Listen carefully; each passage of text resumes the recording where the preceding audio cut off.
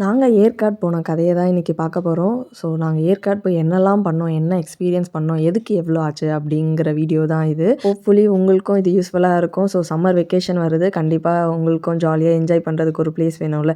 So கண்டிப்பாக நீங்கள் ஏற்காடு போய் ட்ரை பண்ணலாம். நாங்கள் ஃபஸ்ட்டு போன இடம் வந்து பீக்கு பார்க். அங்கே டிக்கெட் வந்து பெரியவங்களுக்கு ₹300, சின்னவங்களுக்கு வந்து ₹200.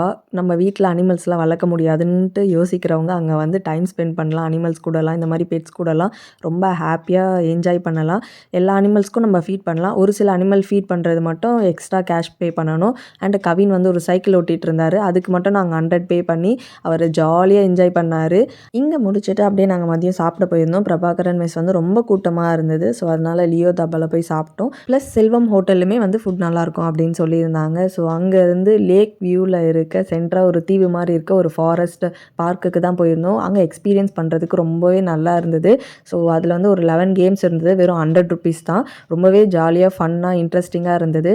ஸோ அதையும் முடிச்சுட்டு அப்படியே வந்து போட்டிங் போயிருந்தோம். இந்த நார்மல் போட்டிங் வந்து பெடல் பண்ணுறது 200, ப்ளஸ் நம்ம வந்து துடுப்பு போட்டில் போனது வந்து 300. அதையும் முடிச்சுட்டு நாங்கள் ஷேவ்ராய் வியூ பாயிண்ட் பார்க்கறதுக்காக போயிருந்தோம். ஸோ கோவிலுக்கு போகல, வியூ பாயிண்ட் மட்டும் பார்த்துட்டு வரல. நாங்கள் பைக் ரைடர்ஸ்லாம் இருந்தாங்க. ஸோ பார்க்கறதுக்கு நல்லா இருந்தது. அதையும் முடிச்சுட்டு அப்படியே கீழே வந்து மேகி, பிரெட் ஆம்லேட், பஜ்ஜி வந்து அங்கே உள்ள ஏதோ ரெட் கலரில் ஸ்டஃப் பண்ணி டிஃப்ரெண்ட்டாக கொடுத்துருந்தாங்க.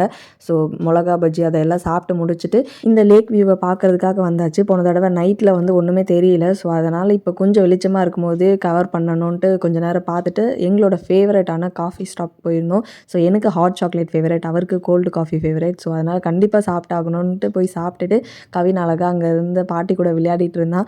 நாங்களும் கொஞ்சம் நேரம் அப்படியே ரிலாக்ஸ் பண்ணிவிட்டு மலையிலேருந்து இறங்க ஸ்டார்ட் பண்ணியாச்சு. சேலம் வியூ பாயிண்ட்டை பார்க்குறதுக்கு அவ்வளோ ஆசையாக இருந்தது. ஸோ மொபைலில் கேப்சர் பண்ணதை விட நேரில் பார்க்க அவ்வளோ சூப்பராக இருந்தது. நீங்கள் ஏற்காடு போனால் அந்த வியூ பாயிண்ட் பார்க்க மறந்துடாதீங்க. அண்ட் ஹோப்ஃபுல்லி உங்களுக்கும் இந்த வீடியோ ஹெல்ப்ஃபுல்லாக இருக்கும் அப்படின்னு நினைக்கிறேன். இத்துடன் எங்கள் பயணம் நிறைவடைந்தது. இன்னும் நிறைய இன்ட்ரெஸ்டிங்கான வீடியோஸோட பார்க்கலாம். பாய்.